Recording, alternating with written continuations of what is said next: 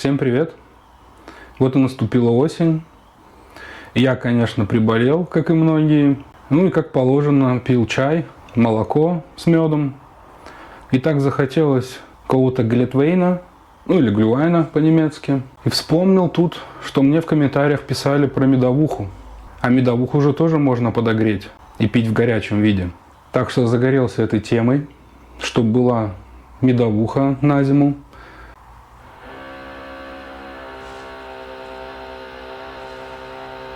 Поинтересовался вообще, какие виды есть, потому что ни разу не делал никогда. И так как идет все к зиме, заинтересовал меня такой вариант, как боше. Французский вариант. Слово боше французское переводится как жженый, поджаренный. То есть будет у нас такая карамельная медовуха. С нотками карамеля, поджаренного сахара, что придаст такую полноту и тельность. Ну и более богатый вкус. Прикупил я для этого случая меду 5 килограмм.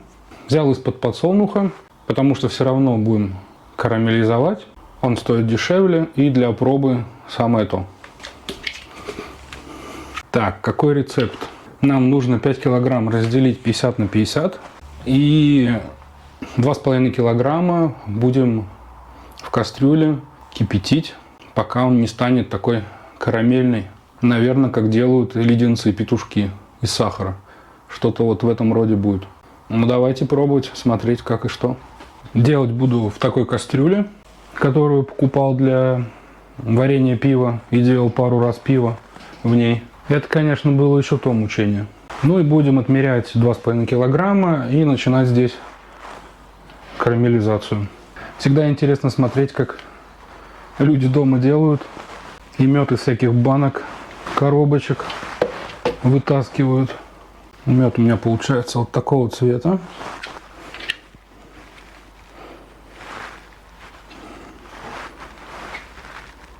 Но самотеком он, походу, так и не выйдет. Ну, будем смотреть. Еще надо, чтобы не пригорело ничего. В общем, ставим на слабый пока огонь. И отмеряем 2,5 килограмма.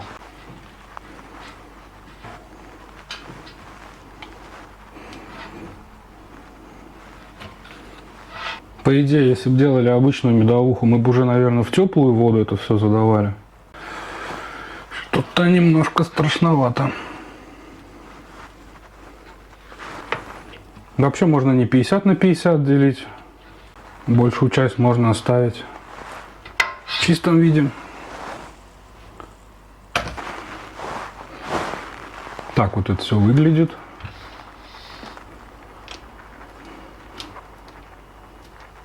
То есть, если сейчас нагреем, по идее, станет жидкий.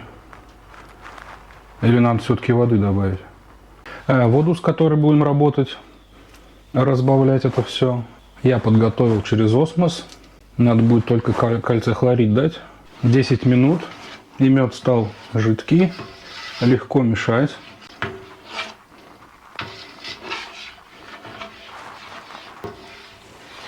Вообще вот так надо его на огне держать. Потихоньку будет темнеть. Должны пузыри появиться. Можно каждые 15 минут потом смотреть, насколько потемнел у нас мед.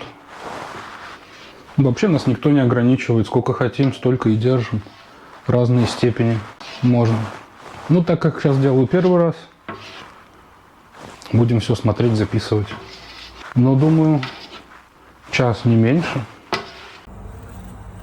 Конец октября. Делаю медовуху, и тут то ли пчела, то ли оса нарисовалась.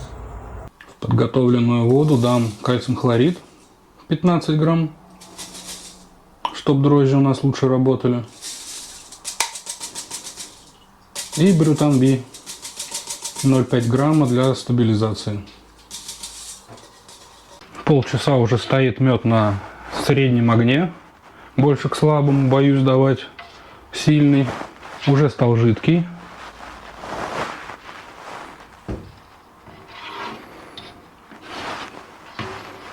Начинает образовываться пена. И будем замерять каждые 15 минут цветность.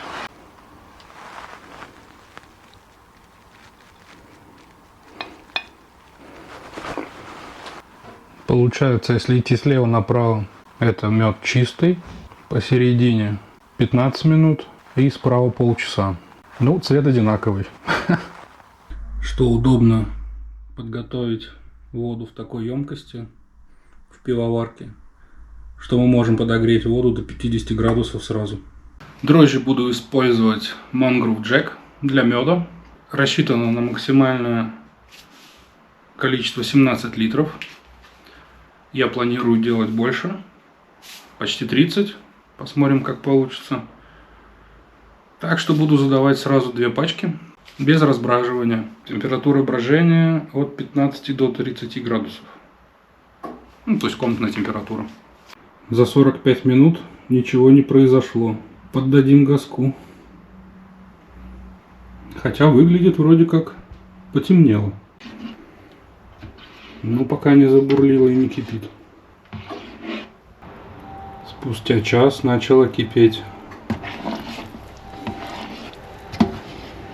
Вот теперь пошла жара.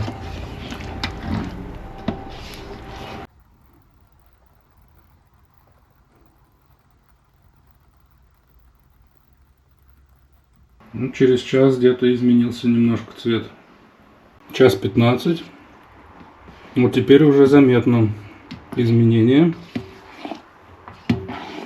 Полно пены, не поймешь, как посмотреть цвет, но видно, что уже красный такой. Ну, теперь мы можем заметить изменения. 1,5 часа на небольшом огне. Прогресс немножко заметен уже. Час 45. Потихоньку идет процесс. Ну и мед темнеет. Булькает уже после 2 часов. Ну это уже что-то похожее. 2 часа. Ну, цвет меняется, но уже не сильно. 2:15 уже бурлим. Цвет еще изменился, потемнел.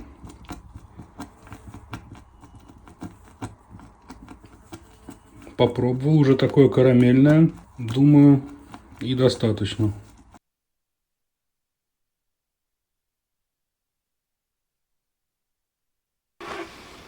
Пять литров залили. Огонь прибавим. Сейчас еще 5 литров зальем. И будем задавать уже мед наш чистый. Так, промежуточный результат. Где-то 2 килограмма меда мы закинули. 2 часа с лишним кипятили. Залили 10 литров воды из-под осмоса. И теперь добавляем остатки меда килограмма 3 где-то, чтобы он тоже полностью растворился. Давай. Еще как булюкнет.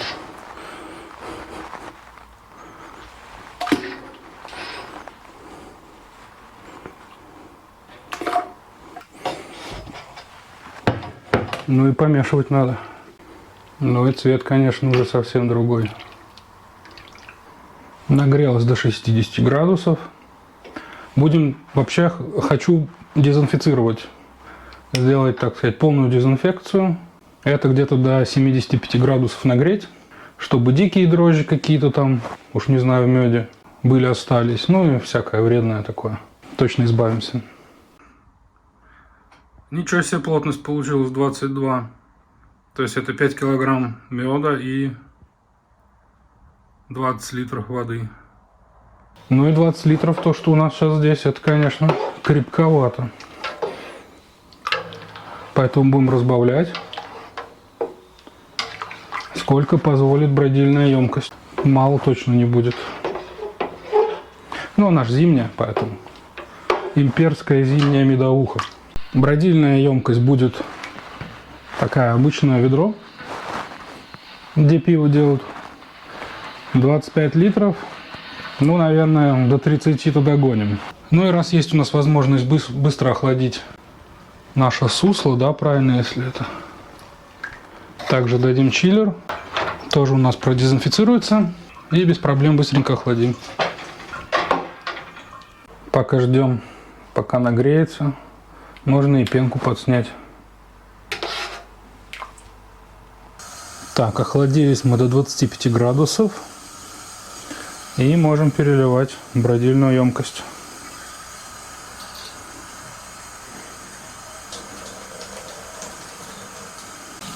Такого цвета получается. Ну, карамельная, но не черная. Разбавил я дальше водой до 25 литров, чтобы получилось. После разбавления, получается, начальная плотность будет у нас 17. Так, хорошо, крепенько будет. И хочу использовать еще подкормку для дрожжей. Вот стоит прямо для меда. 12% 1,5 грамма на литр. 18% 2,5 грамма на литр. Ну и будем задавать подкормку 2 грамма на литр. И 2 пачки дрожжей. Просто сверху.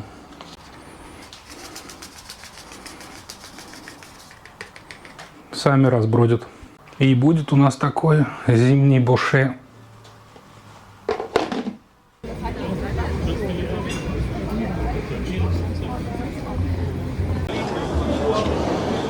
Взяли мы на пробу меда горячего. Ну и продолжаем разбираться в медовухах.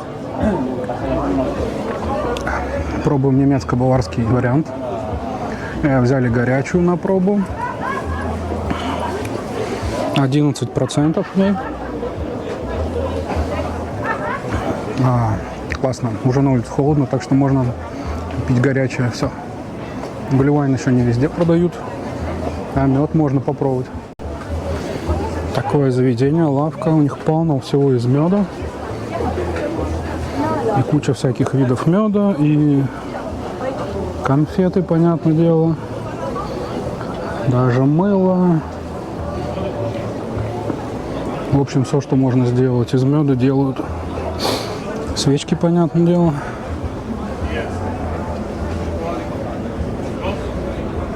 Все виды медовух.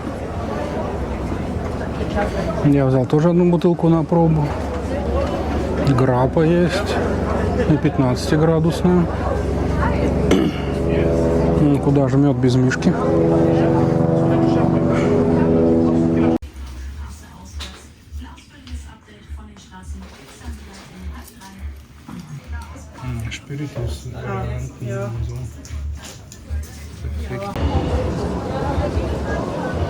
Ну и продолжаю я разбираться в медовухах. Прикупил я мюнхенскую медовуху в центре, которую пробовал теплую, чтобы сейчас попробовать в холодном виде. Ну как, градусов 11. Написано, что мед мюнхенский. Пили еще древние германы. 11 градусов. Прозрачная. Бело-желто-прозрачная. И также прикупил, я нашел в интернете такой набор подарочно-пробный. Еще немецкая медовуха, викинговская, классическая и красная. Это медовуха откуда-то с Германии, с севера. Тоже тут написаны рецептики, но это больше уже как их греть. В горячем виде пить. Раз у нас такой стаканчик красивый был от викинговской, то возьмем для сравнения тоже такие. Мюнхенская 11 градусов процентов. И викинговская тоже 11. Чистая, тоже чистая. И это красная с вишневым соком. И это уже с вишневым соком 6% алкоголя. Полегче. Так, ну смотрим ту, что я пробовал. Желтенькая такая, прозрачная, викинговская. Тоже такая же, желтенькая и прозрачная. Одинаковые они. Аромат мюнхенской. О, прям сразу мед. Прям четкий вкус меда. Цветочный мед. И викинговская. Тут уже такой легкий аромат. Тоже медово-цветочный. но не такой интенсивный. Легкий такой запах, отдаленный, чистый, более чистый. Так, ну и попробуем мюнхенскую. Очень сладкая. На вкус как будто прям мед развели в воде. В отдалении потом после сладости сразу приходит такая небольшая горечь на выдохе. То есть, скорее всего, она получилась у них в ноль сброженная, горькая, и они добавили туда мед. Хотя, может, все так делают. Я так буду делать, скорее всего. Смотрим викинговскую, как викинги пили. Вот, если честно, как-то приятнее. Не такой сильный, выраженный мед. Да, такая более сбалансированная. Меньше горечи, меньше сладости. Но все равно сладкая. Нельзя сказать, что сухая. То есть, скорее всего, тоже добавляли мед. Потому что сбраживает она в момент. За несколько дней. Я не представляю, что можно как-то восстановить брожение специально. И так четко угадать. Легче, конечно, сбродить в ноль, а потом уже регулировать медом. Так, ну для меня выигрывает викинговская. Более сбалансированная, менее сладкая. Была бы еще меньше слаще, то было бы вообще идеально. Ну и уже больше к нам подходит, к крафтовому движению, с вишней. А конкретно здесь 25% вишневого концентрата. Ну, сока из концентрата. И 6%. Что-то будет в стиле бельгийского крика. Здесь уже мед не чувствуется в аромате. Цветочного тоже нет. Чувствуется, конечно, вишня. Как будто прям сок вишни. Но тоже сладко и кисло. Кисло-сладкий. Как, наверное, вишневый сок и есть. Фу, что-то я так быстро пьешь, в голову ударило. Вишня. Ну, прям компотик. Компотик компотиком. Все они без газа. Идут как вино. И очень, конечно, интересно, как это будет все в нагретом виде выглядеть. Что еще хотел посмотреть? Так, мюнхенская медовуха. 11% и 12% плато. Викинговская, ну или северонемецкая. 11% в ней. И по плату остаточного сахара в ней 11%. Ура, через сутки дрожжи завелись. 4-й день, брожение встало. На 3-й день мерил плотность, была уже 0. Но еще булькало. И вот на 4-й день уже все прекратилось. Так что можем снимать с осадка и захолаживать. Так, что мы делаем? Есть у нас емкость. Будем подавать углекислоту в самый низ, тем самым сверху выдавливая кислород. И потом уже будем переливать. Получается, сейчас продуем полностью. Ну и вот таким нехитрым способом перелили мы во вторую емкость на осаживание, охлаждение. И под небольшим давлением пусть постоит. И будем охлаждать. До 5 точно можем плюса. Осядут все дрожжи и немножко осветлится. Неделю чуть больше постояла у нас медовуха Боше в холодильнике при плюс 6 градусах. Ну и время попробовать, что у нас там получилось.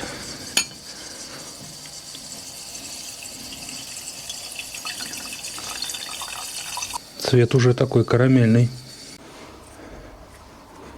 Так, немножко холодно. Так, опять цвет карамельный, но не черный. Я, конечно, ожидал, что будет черный, как стаут. Хотя, наверное, может, и зря ожидал. Так, аромат. Пахнет медовухой. То есть нельзя сказать, что пахнет медом. Ну, такой ароматный. В общем, напоминает ту медовуху, которую я покупал, немецкую, викинговскую. Но с такими небольшими нотками даже не карамели, а ириски. Так, ну пахнет, выглядит классно. Да, он не осветлился. Ну, то есть мутный. Но чтобы он стал прозрачный, я даже не знаю. Сколько времени должно пройти. Месяцы, наверное. И вообще, станет он когда-нибудь прозрачным? Не знаю. Так, пробуем. Так, выбродил он у нас в 0. И, как я понимаю, поэтому такая отчетливая горечь. Сильная. Неприятная. То есть ту медовуху, которую я покупал немецкую, она была прям такая сладкая. Алкоголь не чувствуется. Здесь, наверное, около 10. Ну и прям горечь. Горькая-горькая.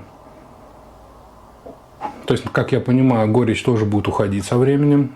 Но это, наверное, тоже очень долгий процесс. Поэтому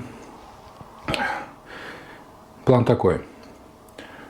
Забираю несколько бутылок такой, тихой, негазированной. И будем со временем смотреть, как она будет осветляться, как будет менять вкус. И хочу ее же подогреть. Сделать как глинтвейн. Потому что глинтвейн тоже холодный пить невозможно, он невкусный. А согретый уже очень даже ничего. То есть вот это, может быть, и сыграет еще, когда мы ее подогреем. И буду делать, уже газировать с помощью углекислого газа. И хочу ее также подсластить, как, скорее всего, наверное, все и делают. Так как у нас зимняя медовуха Боше и должна быть темная, карамельная, прикупил я гречишный мед.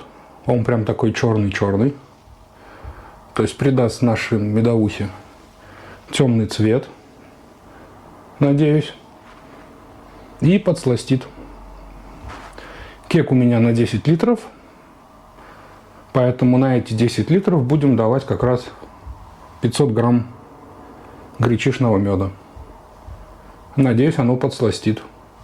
Слишком сладкое мне тоже не понравилось, но чуть-чуть забить горечь, я думаю, надо. Да.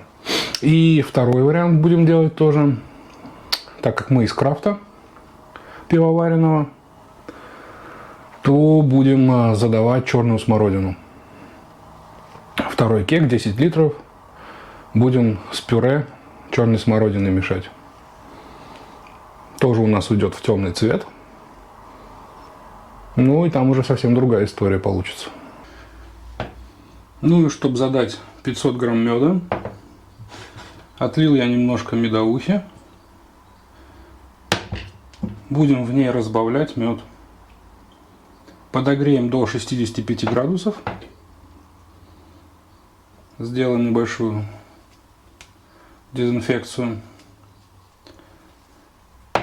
И зададим уже в кек. Черная.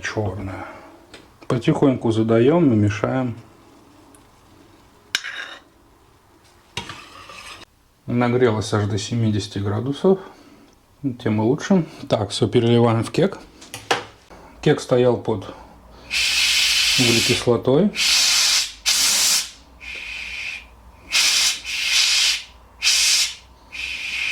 В медовухе, наверное, так не окисляется, но кислород, наверное, уж не очень хорошо будет влиять. Как бы это еще сделать?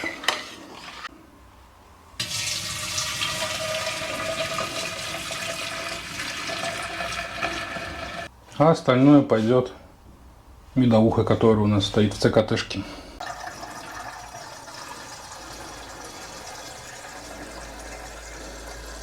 Остаток медовухи будем смешивать с пюре черной смородины.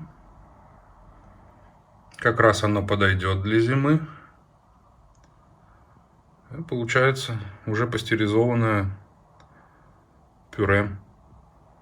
10% сахара даст нам сладость, как раз уберет горечь. Ну и вкус будет черной смородины. Осталось чуть больше 10 литров медовухи Боше. И будем прям вот так задавать, так как уже пастеризованную.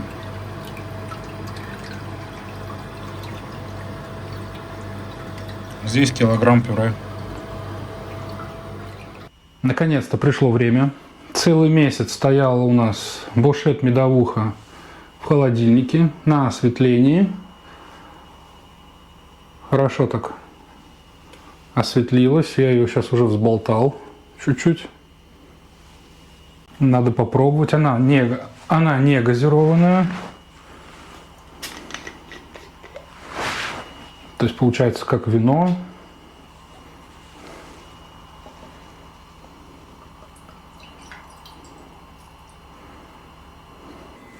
Цветочками пахнет. Небольшой кислинкой. Ну такой вот прям вот, чтобы жжености, карамельности в запахе нет. Во вкусе вот уже есть оно. Горечь есть тоже. Полностью не ушла, но уже не такая яркая. Ну и вот такой вот, даже не карамелька, а все-таки вот как было в начале, вот такой вкус ириски, так и есть. Прикольный вкус такой, необычный. Но это не похоже на те медовухи, вот, которые я покупал, потому что те все-таки сладкие, без карамели. Нельзя сказать, что, конечно, это что-то вот типа в сторону виски, там, бочки. Но какие-то намеки в эту сторону есть. Не сказать, что легко пьется из этой горечи. Не знаю, будет ли она уходить, если стоять еще месяц, еще 2-3 месяца. Но как для разнообразия очень даже неплохо. Классно, что не сладкая. Месяц почти стоит уже наша медовуха в кегах. Поэтому наконец-то собрался я разлить по бутылкам. У меня кег. Один кег с Боше чистым, с добавлением меда. И еще один кег с черной смородиной. Получается, так у меня подключен газ. И также в этот пистолет. Бутылка. Прокачиваем. Выдавливаем кислород.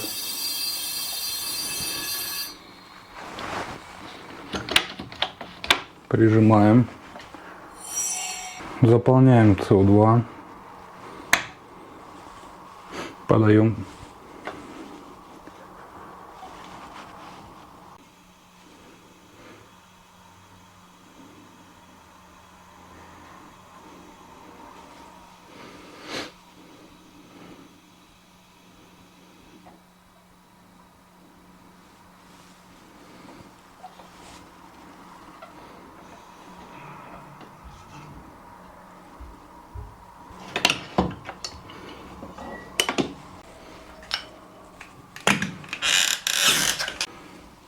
Готово.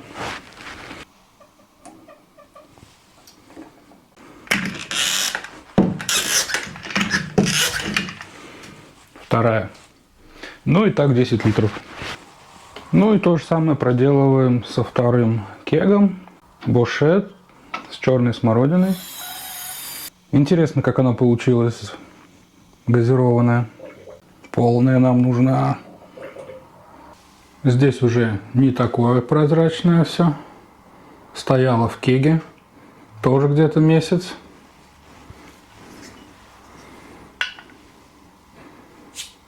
Уже с газом.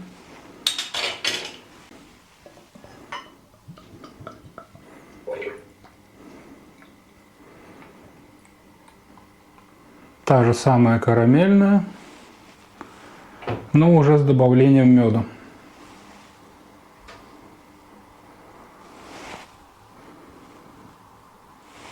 Может, постоит еще, осядет. Напомню, гречишный мед я добавлял. Ну, тут уже сразу чувствуется запах меда. Такая насыщенная, плотная. Ну, с газацией. И сладкая. Прям чувствуется сладкая, как вот те магазины, которые я покупал. Карамельность Уже не так чувствуется сильно из-за того, что мед перебивает.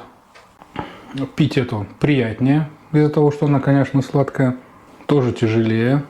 Такой более долгий напиток на вечерок. Покатать. Не как пиво. Ну, еще можно подогреть. Будет теплее, будут уже другие ароматы. Вполне себе так можно сделать. Часто бы я тоже не стал, наверное. Но вот так раз в год на зиму. Очень даже.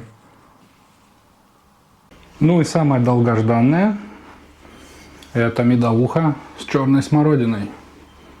Тоже она непрозрачная. С пюре черной смородины. Тоже газированная. Ох, какой цвет. Обалдеть. Ну, тут понятно, черная смородина будет играть главную роль. Сюда я мед не добавлял. Черной смородиной пахнет. Так, приятно, легко. Не сказать, что это прям как пюре такое. Ее черная смородина перебивает. Обалдеть. Уже горечь не так чувствуется. Газация такая уже побольше. Ну, может из-за того, что я из крафта пивного. Это, конечно, выигрывает по всем показателям. Прям можно на полке продавать. Обалденный запах и вкус питкий. Да, если бы я делал пиво, было бы по-другому, вкус другой был бы. Необычно, в общем. Думаю, любители пива крафтового, всяких кислячков заценят. Оно не кислое, потому что, знаю, многие кислое не любят. А тут прям классно. Сладенькое, фруктовенькое. Ну и крепенькое, конечно.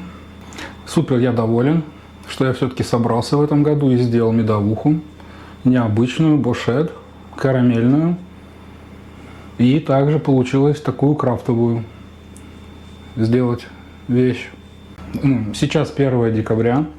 Началась зима. На улице уже минус. Открылись все ярмарки новогодние, рождественские. И будем на этих ярмарках ходить искать медовуху, где продается горячая. То, что такое бывает. Ну и встретимся уже на варках пива.